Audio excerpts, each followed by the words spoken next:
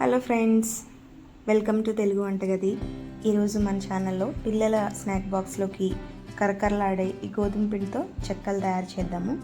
ముందుగా ఒక mixing bowl తీసుకుని దీనిలోకి 2 కప్పుల వరకు గోధుమ పిండి తీసుకుంటున్నాను. మీరు ఎంత క్వాంటిటీలో చేయాలనుకుంటే ఇంకా క్వాంటిటీని పెంచుకోవచ్చు.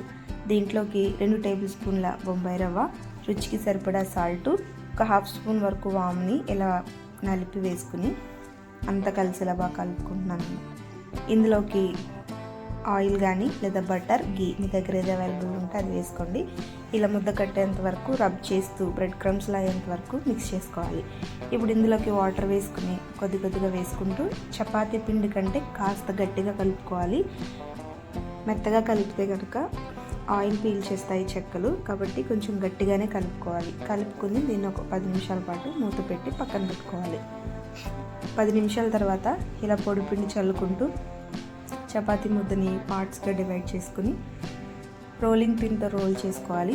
మరీ పలుచగా కాకుండా మరీ మందంగా కాకుండా మీడియం సైజులో ఇలా చపాతీలన్నీ కూడా రోల్ చేసుకున్న తర్వాత ఒక నైఫ్ తీసుకుని ఎడ్జెస్ తీసేసి మీకు నచ్చిన షేప్స్లో కట్ చేసుకోవచ్చు.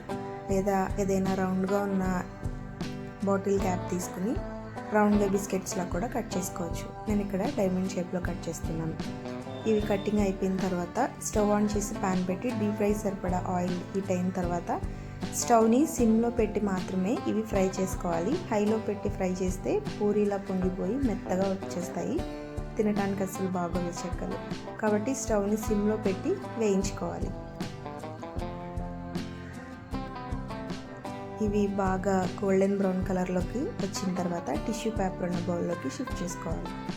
ఇవి పిండి గట్టిగా కలిపాం కాబట్టి పెద్దగా ఆయిల్ పీల్చవు. చల్లారిన తర్వాత ఇలా ఒక ఎయిర్ టైట్ డబ్బాలో వేసి స్టోర్ చేసుకుంటే 1 నెల రోజుల పాటు నిల్వ ఉండే చెక్కలు రెడీ అయిపోయాయి. Thank you so much.